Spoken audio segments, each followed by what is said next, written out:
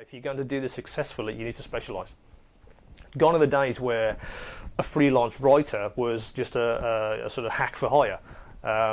It used to be the case that when you called yourself a writer, you write about anything. Anybody could contact you and you could write about nuclear weapons on Monday and fire arranging on Tuesday.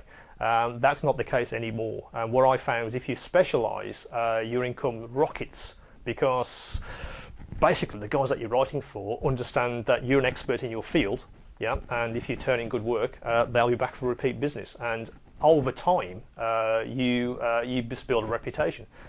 My pot is technology. You know, it's that. That's what I write about from day one. So I'm known as a sort of technology writer, with a sort of business tagged on and publishing tagged on. So all of those together, over time, you just get known for those specialisms.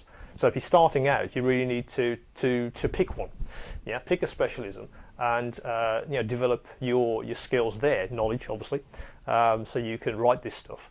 And it pays dividends later on. It may take you a couple of years to build the market and to build the relationship you need to do that. But once you're there, you'll find that your name becomes synonymous with technical writing, in my case, if you want to call it that. So when a job comes up, you're on the list, or you get a seat at the table. So are we talking trade or business to business as being a kind of the growth area?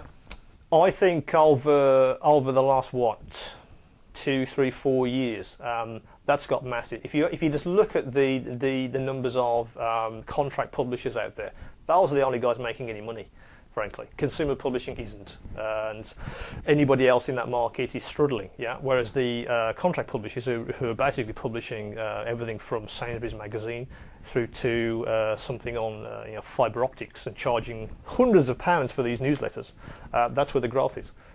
If you can lock into that market with your freelancing, then one, you can earn more money because they literally have a bigger budget to spend on freelancing, but also you can carve a niche for yourself in that particular market. It may not be a very big pond, but you could be a big player in that pond because you just become known as the guy that's got this knowledge. Because after all, if you spent a year learning about organic chemistry, for instance, for some newsletter, yeah, there's not going to be many other writers that know about organic chemistry in the detail you do, particularly if you keep up to date with what's going on.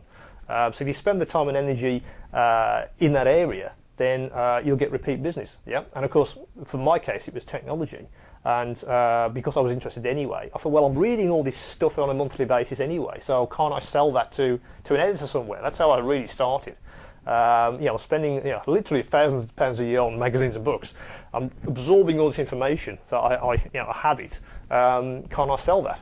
If you have a specialised knowledge that you just have knowledge of, wherever it is, there's the market for it. There's a magazine or a newsletter out there. It's just finding it, and if you can, you can make a living quite easily selling your stuff to those editors.